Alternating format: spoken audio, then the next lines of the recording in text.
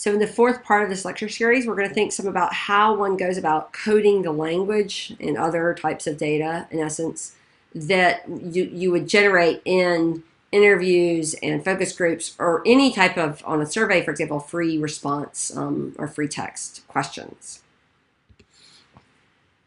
So we can think about text coding as, in essence, being a measurement process. And that's actually true of many things that we call text analysis are, in fact, just trying to measure something about the text, right? So we've got this sort of free text, but we need to go in and think, well, now what do we do with it? We're trying to get at a construct like, you know, a position or a frame or a policy issue.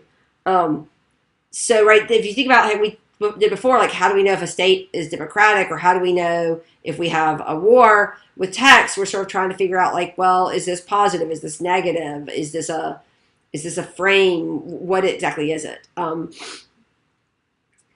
There's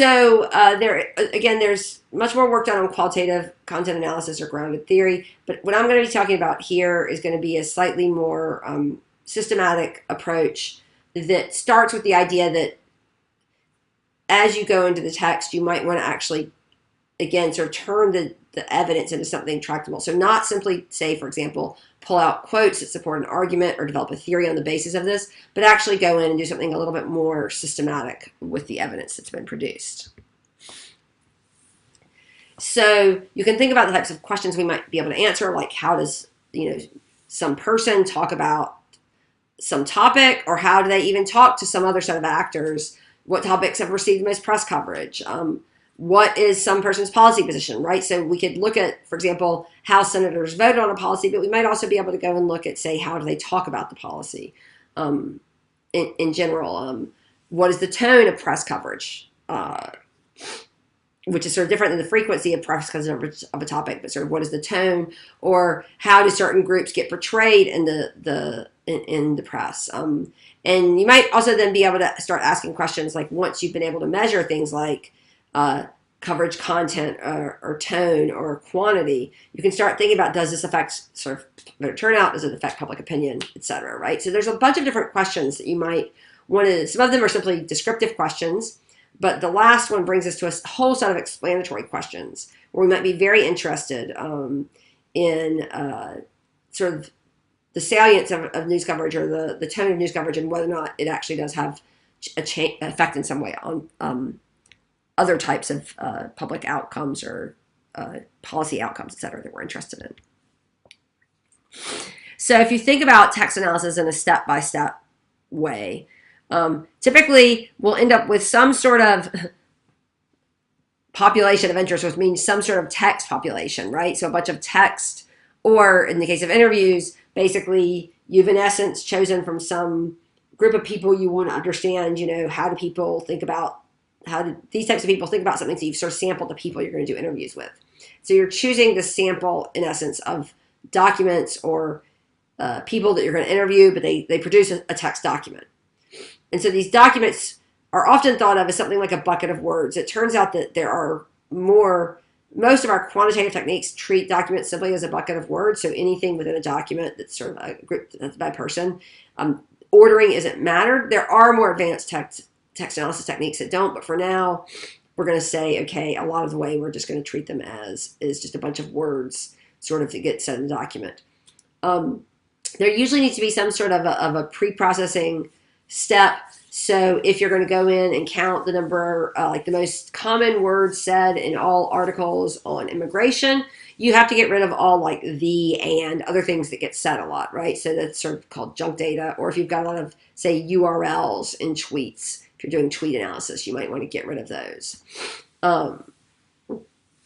If you have other, sometimes you have to go and actually verify data quality. So if you've got blog posts, you've typically got good grammar. If you've got free text from surveys, let me tell you, the most common word that we recently had on a project where people were asked to describe, what words came to mind when they thought of the term politician, the number one was liar, L-I-E-R, which is clearly incorrect, right? And so, almost no one was spelling liar correctly. So you have to go through and do things like that so you can actually recognize what the words are. Now, in essence, the reason you have all these words is because you're going to need some sort of a coding scheme. So it could be that you have something like, if you've left order in the words, you might want to look for common words or common phrases and simply leave it at that. That's a more bottom-up coding scheme. But in other cases, you might have things like, okay, I want to find all the words that have to do with emotions, so you can use something like a dictionary. In other cases, you might want to go through and figure out what the coding scheme is on your own and have people, again, sort of hand code and then come back. So you're then going to code the text, and then you have to validate and establish reliability. And there are a number of techniques around this. In fact, there are multiple classes here at UMass taught on text analysis, and so today will only be a small introduction to that. Now, one of the things that I've been mentioning is that when you come to text analysis, obviously when we're collecting interviews and focus groups, text is a lot of what's being generated, in addition to some of the other things we've mentioned, like gestures, pauses, ordering, other things that can be done with the language itself. But sometimes you might also have data that's actually originally recorded and collected with a different purpose, like mission statements or newspapers or meeting minutes or online discussion groups, letters, even lyrics to a song, right? So any of these are text sources that you can actually approach the same way you would approach the text from interviews or focus groups, at least in part. Again, with some things being somewhat unique about the interview and focus group setting. And also with the content, one can imagine the content in the, for example, online discussion is somewhat more naturalistic, but then you have to decide, again, how you sample which online discussions you're going to do and whether or not they're relevant to the topic at hand. So how do you, in essence, what you end up with is a corpus. So this is a set of documents that you're going to go in and analyze, at least when you're thinking about it from a corpus linguistics type approach, which we're going to.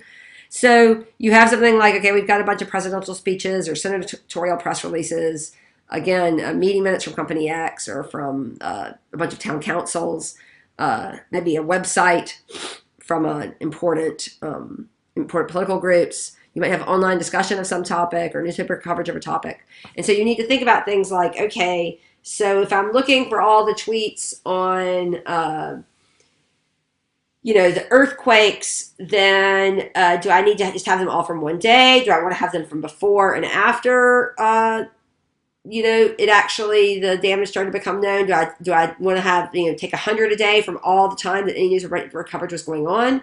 Do I maybe go in and think, okay, I'm going to get newspaper coverage from large cities, but maybe only 3 or 4 of them, or can I handle getting every online newspaper available?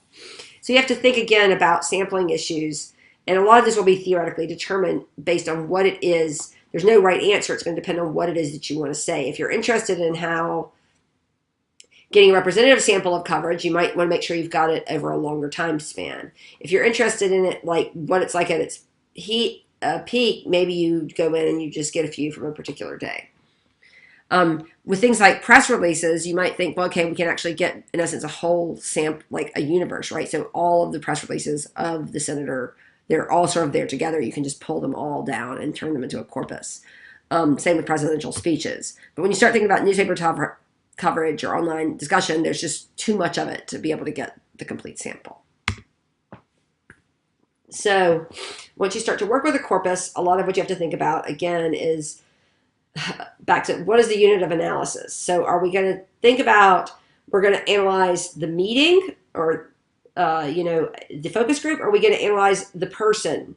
So all the comments made by person X, or do we just treat each comment as unique and maybe recognize that different people are saying them?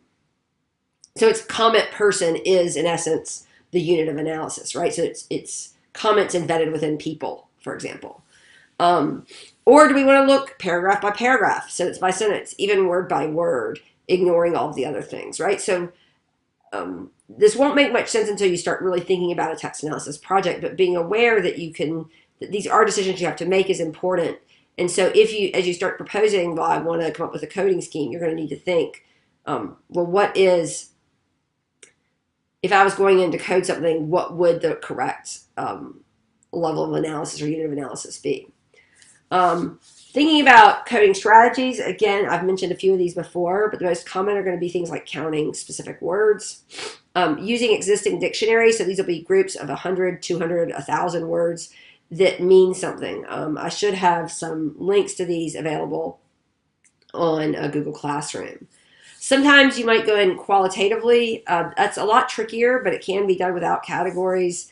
With or without categories, and then in essence sort of follow up sometimes with machine learning. So you might want to say, okay, we want to look at whether or not things are jokes or not. And so you might go in, coding that's like with categories, but you might just go in and just look for what emerges from the text. That again is something that's harder to teach.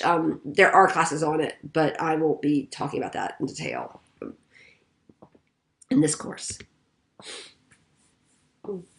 So I mentioned before the idea that part of what one has to do is actually pre-process. So gathering and cleaning text, meaning is like removing words, and in some cases punctuation if you're going to be machine coding, unless you've got the most widely available machine coding programs, you have to remove punctuation.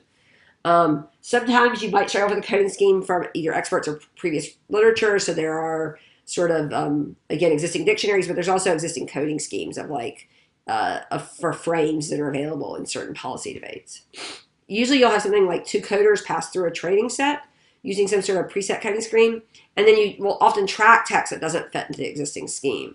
So you might notice certain types of things being said over and over again, and again, this is sort of a bottom-up approach, and the coder might say, I keep seeing these things said, but it doesn't fit anywhere in our coding scheme, but it seems important. And so then you can go back and forth again with a theoretical lens and think, is this something we need to be measuring? Is this aspect of the text important to what we're measuring? Is it maybe even orthogonal, in which case we can just ignore it? So again, these are the questions you have to ask as you develop the coding scheme. I will tell you, having done these before, they can often be quite difficult.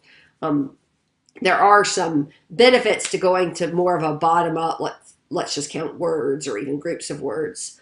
Hopefully, one of the directions that this is a very rapidly developing area of methodological research, and one of the things that we would hope to see are better automated or bottom-up approaches in the future so that we can get around some of the difficulties, but necessity of having to use these more qualitative schemes.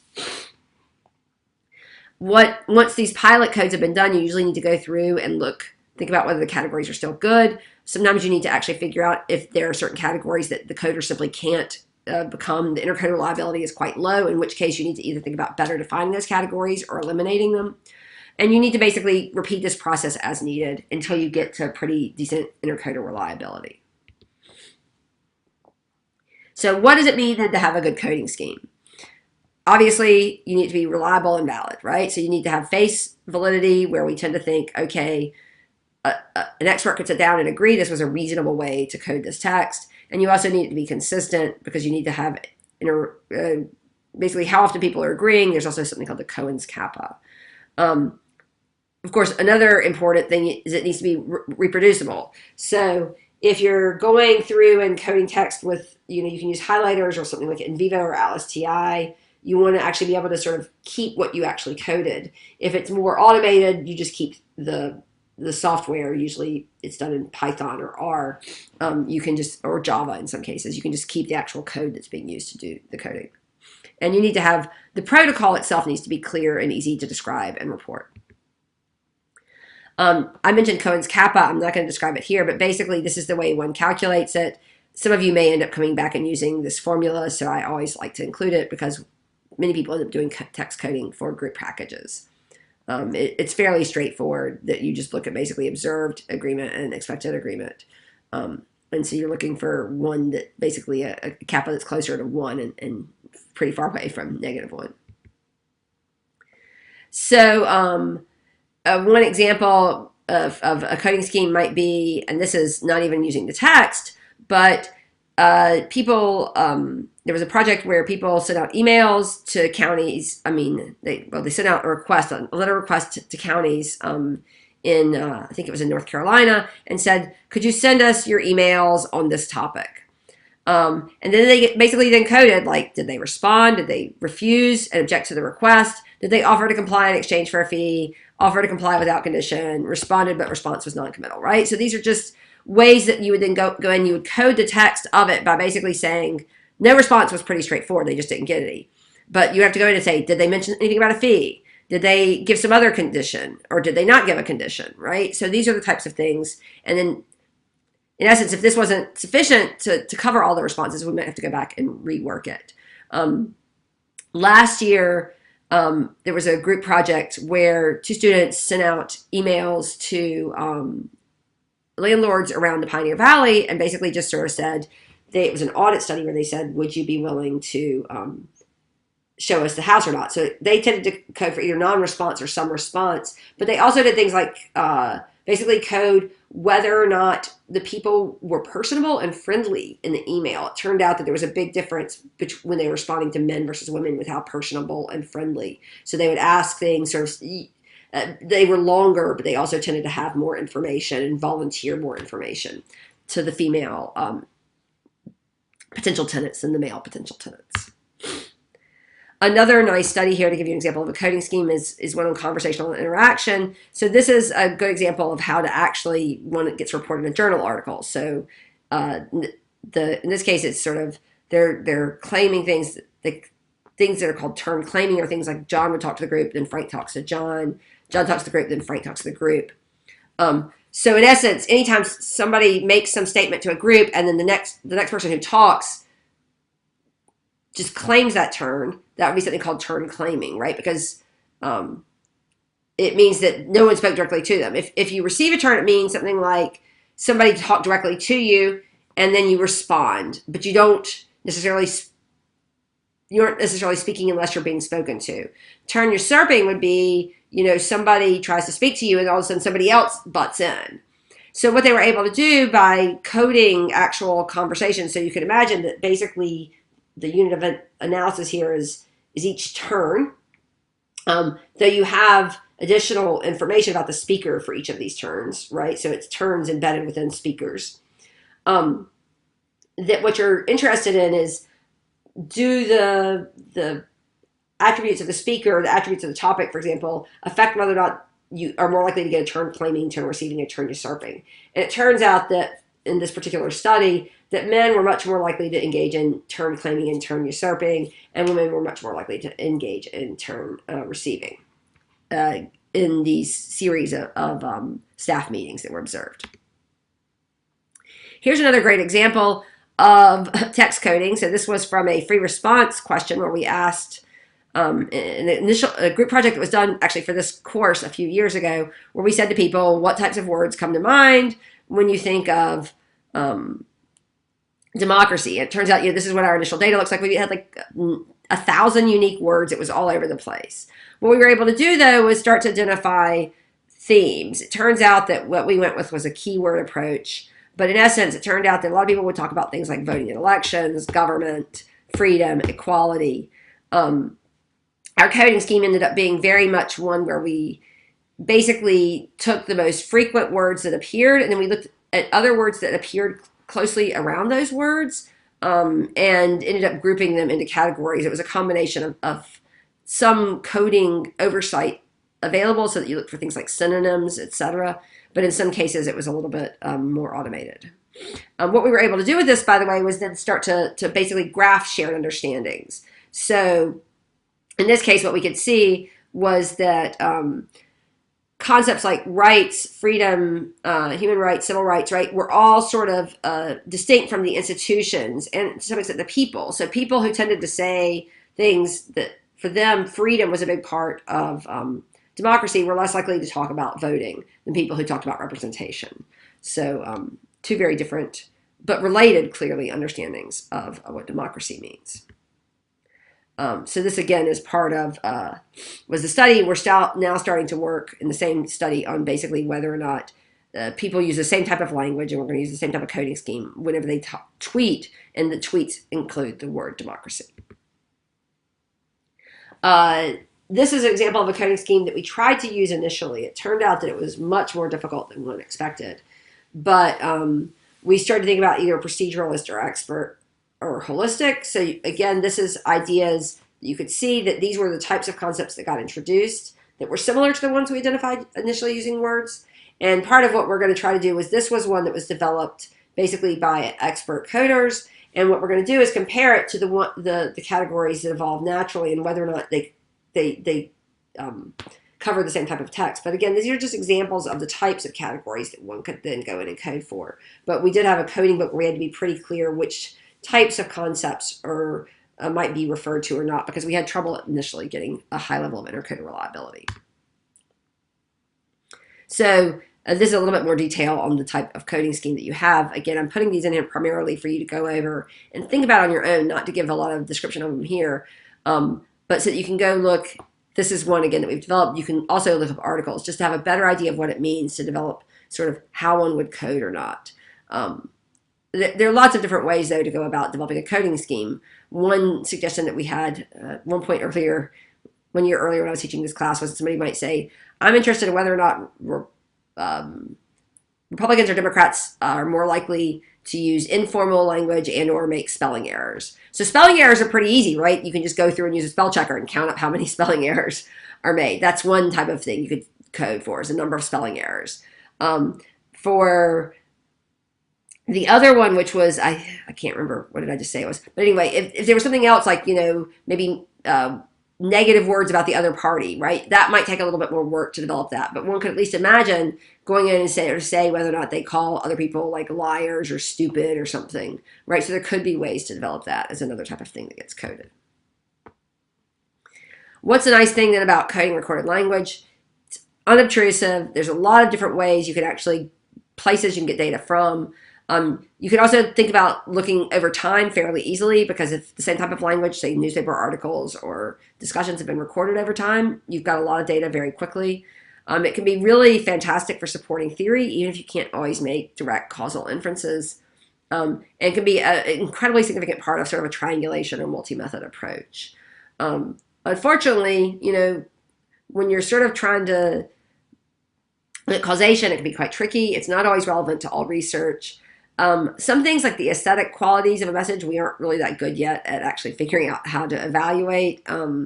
As some of you may know, even figuring out whether an essay is good or not, like if you're having these massive gradings for the SAT, is quite difficult, and there's not always a high level of intercoder reliability. And it is time consuming, and the coders do need to be trained, or their reliability will tend to suffer.